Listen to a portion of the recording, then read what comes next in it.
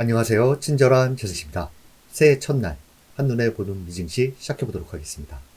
먼저 2023년 마지막 거래일에 3대 지수는 소폭 하락하는 모습을 보였습니다. 한산한 거래 속의 움직임을 보였기 때문에 큰 의미를 부여하지 못할 것으로 보이고요. 주간으로 보자면 9주 연속 3대 지수가 상승하면서 상승 피로감이 누적된 상태이고 점차 상승폭이 둔화되는 모습을 보이고 있습니다. 기술적으로 과매수권에 위치한 상태에서 단기적으로 차익 매물 소화를 어떻게 할 것인가가 중요하고요. 중기적으로는 대다수 견고한 상승세를 이어갈 것으로 보고 있는 상태입니다. 주요 지표 추이를 보시면 빅스가 13 아래로 다시 내려왔고요. 모든 투자 자산이 소폭 보합권에서 방향성 없는 모습을 보였습니다. 오늘은 1월에 시장에 영향을 줄 핵심 키포인트에 대해서 가져와 봤는데요. 보시면 1월 주요 체크포인트, 이번 주의 체크포인트는 세 가지 정도로 요약할 수 있겠습니다.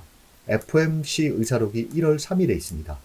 현재 시장에서 금리 인하에 대한 기대감이 너무 앞서가고 있다는 경고가 있는 상태에서 FOMC 의사록을 통해서 향후 금리 결정에 대한 단서를 얻기 위해 주의 깊게 확인할 것으로 보이고요. 미증시는 우리나라 증시와 마찬가지로 1월 1일 휴장을 하기 때문에 새해 첫 거래일에 테슬라의 작년 4분기 출하 통계가 어떻게 나올 것인가, 여기에 시장은 관심을 갖고 있습니다. 기대감이 좀 큰 상태인데요. 테슬라의 이 발표는 전기차와 관련된 주식에 많은 영향을 줄 것으로 보입니다. 그리고 가장 중요한 것은 12월 고용보고서가 1월 5일 날 있는데요. 예상치가 실업률은 높고 비농업 취업자 수는 낮아지고 시간당 임금도 낮아지는 예상치로만 나온다라고 하면 시장에서는 큰 걱정이 없을 것으로 보입니다. 현재 시장에서는 연착륙 기대감이 형성되면서 완만한 둔화를 원하기 때문에 예상치와 같이 나온다라고 하면 현 호전된 투자 심리는 지속될 것으로 보입니다. 1월 전체적으로 보자고 하면 12일 날 CPI가 발표되는데요. 물가 둔화가 정체 예상되기 때문에 이 부분 체크가 필요하고요. 1월 12일 대형 금융주를 필두로 본격적인 4분기 어닝 시즌이 시작된다는 점, 새해 첫 FOMC가 1월 30일과 31일에 있다는 점, 이 정도가 시장에 영향을 줄 만한 큰 재료라고 할 수 있겠습니다. 또한 계절적으로 보면 1월 효과라는 게 있습니다. 주식시장에서 1월 한 달 동안 주가가 다른 어느 달보다 많이 오르는 계절적인 현상을 말하는데요. 특히 중소형주가 강세를 보입니다. 새해 1월 효과가 나올지 귀추가 주목되고요. 작년 말 가파르게 상승을 보였지만 중소형주에 관심을 가져라라는 의견도 있는 상태입니다. 그 다음은 2024년 S&P 500 전망치에 대해서 정리를 해봤습니다. S&P 500 지수가 2023년 종가가 4,769입니다. 여러 가지 전망이 나는데요. 작년 대비 약세 전망과 강세 전망이 있습니다. 물론 주요 투자은행에서 연말 전망치는 틀리는 경우가 상당히 많기 때문에 참고 정도 하시면 좋을 것 같은데요. 가장 큰 약세를 전망하는 것은 JP모건이고 4,200입니다. 작년 종가 수준 대비 11.9% 하락하는 것을 보고 있고요. 가장 많은 곳에서 예측하는 지수대는 5,000과 5,100입니다. 팩스셋에 따르면 S&P 500 올해 말 전망치 중간값을 5,068로 보고 있는 상태입니다. 올 한 해 전체로 보자면 중간에 굴곡이 한번 나올 것이라는 의견인데요. 주요 투자은행은 이렇게 보고 있구나 라고 참고하시면 좋을 것 같습니다. 그 다음은 미 차트 분석가 의견입니다. 이와 같은 내용에 대해서 차근차근 설명드리도록 하겠습니다. 먼저 이분께서는 S&P 500과 S&P 500 동일가중지수, 동일가중지수라는 건 이건데요. 이것을 갖고 와서 메시지를 전달하고 있습니다. 사상 최고치 테스트를 진행 중인 S&P 500에 많은 관심이 쏠리고 있다. 14일 RSI는 매우 과매수 상태이다. 이것입니다. 이는 S&P 500이 이전 고점 부근에서 하락할 가능성을 제기한다. 산타크로스 랠리가 다음 주에 끝난다는 점도 단기적인 차익 실험 매물을 남길 수 있다. 그러나 다른 지수들을 살펴보면 다른 영역에서 더 강한 것을 알 수 있다. S&P 500 동일가중 지수가 52주 신고가를 경신한 시점을 보여주고 여전히 사상 최고치보다는 낮은 수준이다. 이는 랠리의 여지가 더 많다는 것을 시사한다. 즉 S&P 500 종목 중 시가총액이 높은 초대형주 외에 시가총액이 상대적으로 작은 S&P 500 종목의 상승 여력이 있어 보인다. 이렇게 해석할 수 있겠습니다. 그 다음 보시면요. 중소형주 저항 돌파라고 차트 두 개를 갖고 왔는데요. 중형주 지수인 S&P 400, 소형주 지수는 S&P 600을 가져왔습니다. 지금 주요 저항을 돌파한 모습을 보이고 있는데요. S&P 400이 2023년 고점을 넘어 거의 2년 만에 최고치에 도달했음을 보여준다. S&P 600도 마찬가지임을 보여준다. 이런 상승 돌파에 앞서 대형주 랠리가 둔화되고 있다는 우려가 투자자들을 더욱 조심스러운 분위기로 이끌었다. 중소형주들이 대형주들의 랠리에 동참했다는 사실은 랠리가 확대되었다는 긍정적인 신호다. 작년 마지막 거래일에서 이렇게 V자 반등, 단기적으로 큰 폭으로 오는 중소형주에 대한 차익 매물이 나오면서 시장이 약간 흔들렸었는데요.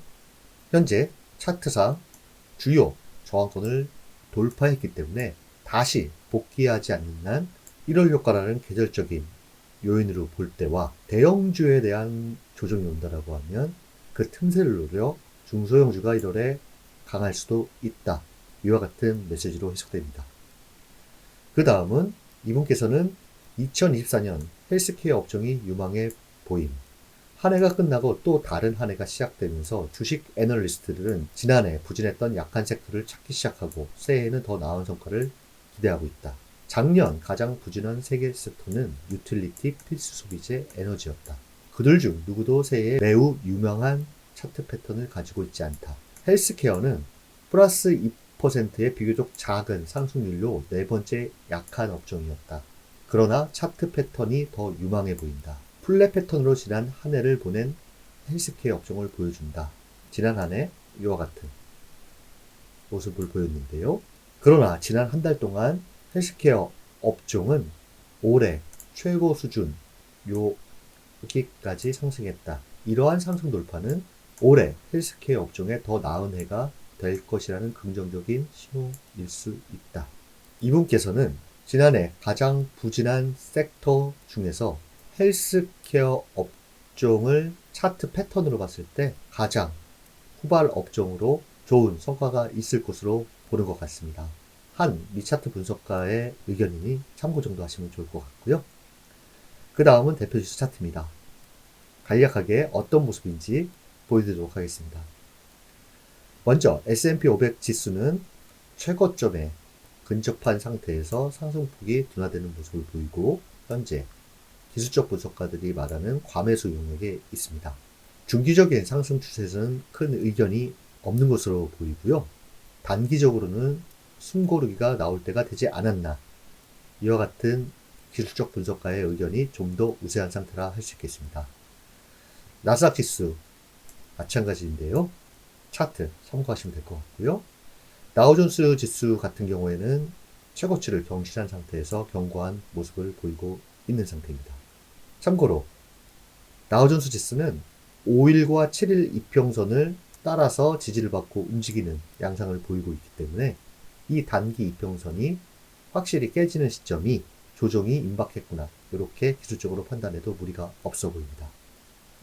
그 다음은 러셀 2000 지수 ETF인데요. 중소형주가 한 해 동안 막스 양상을 보이다가 최근 급등하는 모습을 보이는데요. 요 저항선을 이기지 못하고 조정 속에 있는 상태입니다. 만약 이걸 돌파하고 안착한다라고 하면 특별한 저항이 없기 때문에 지수나 종목으로 봤을 때 대형주보다 좀 더 상승 탄력이 더 있을 것으로 보고 있습니다. 이 저항의 돌파와 안착이 중요하다. 이렇게 보시면 될 것 같고요. 그 다음은 시장에서 주목하는 것들입니다. 먼저 패드 금리 모니터링을 보시면 1월 30일, 31일 첫 FOMC에서 금리 동결 가능성이 83.5, 25bp 인하 가능성이 16.5입니다. 한 해로 보자면 크게 변한 것은 없고요. 올해 3월 25bp 금리 인하를 예상하고 있고 총 150bp 인하가 시장에 반영되고 있는 상태입니다. 12월 점도표와는 좀 괴리가 있는 상태인데요. 일각에서는 3월 FOMC에서 경제 전망 서머리와 점도표가 나오기 전까지는 현 금리 인하 기대감이 시장에 반영되면서 견고할 모습을 보일 것이다. 그 이후 변곡점에 예의주시하라. 이와 같은 의견도 있다는 거 참고하시면 좋을 것 같습니다. 그 다음 빅스지수인데요. 빅스지수는 16 아래에 움직인다라고 하면 견고한 모습, 200일 이평선을 뚫고 16 위로 올라간다라고 하면 좀 더 깊은 단기 조정의 시작, 이렇게 판단하시면 될 것 같습니다. 그 다음은 10년물 국채 수익률인데요. 10년물 국채 수익률은 요 라인 지지와 200일 이평선 요 안의 모습이거나 이걸 깨고 내려가면 그 다음 지지선은 3.4% 정도에 있다라는 거 참고하시면 될 것 같고요. 10년물 국채 수익률을 판단하실 때 인플레이션 지표가 하락하면서 내려가는지 아니면 경기가 너무 빨리 둔화되면서 내려가는지 이 부분을 체크하시면 좋을 것으로 보입니다. 그 다음에 달러 인덱스인데요. 달러 인덱스는 주요 지금 지지라인에 있습니다. 이것까지 깨고 내려간다라고 하면 하방 압력이 더 클 것으로 보이고요. 원달러 환율은 1288원입니다. 그 다음은 금인데요. 금 같은 경우에는 최고치 경신을 위한 싸움이 계속 이어지고 있습니다. 이 부분에 지지가 형성되고 재차 상승을 보인다라고 하면 금 같은 경우 투기적인 세력들이 들어오면서 좀 더 상승세를 이끌 것으로 대다수 보고 있는 것 같습니다. 그 다음은 유가입니다. 유가는 지금 데드크로스가 발생했는데요. 이 200일, 50일 이평선의 저항 부분과 그 다음에 이 하락 추세 채널 상단부와 맞물리는 이 구간의 좁은 박스 양상을 보일 것으로 보고 있습니다. 그 다음은 비트코인입니다. 비트코인은 20일 이평선을 기준으로 단기적인 투자 판단을 하면 좋다라고 말씀을 드렸었는데요. 중요한 것은 50일 이평선을 깨지 않는 한 중기적인 상승은 가능하다.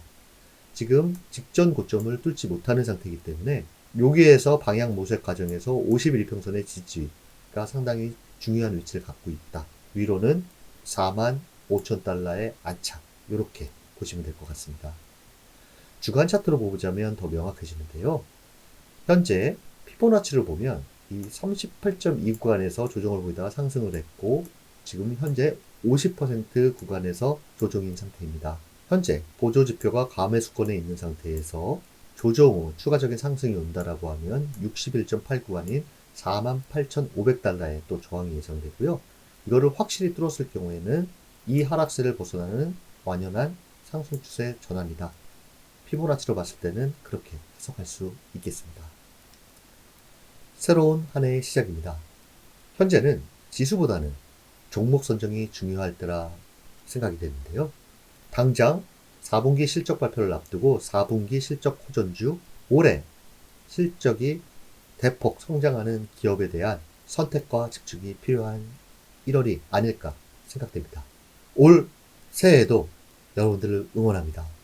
저 또한 투자에 도움이 될 만한 영상 잘 준비해서 여러분 투자에 도움이 될 수 있도록 최선을 다하겠습니다. 2024년 새해 복 많이 받으시고요. 감사합니다.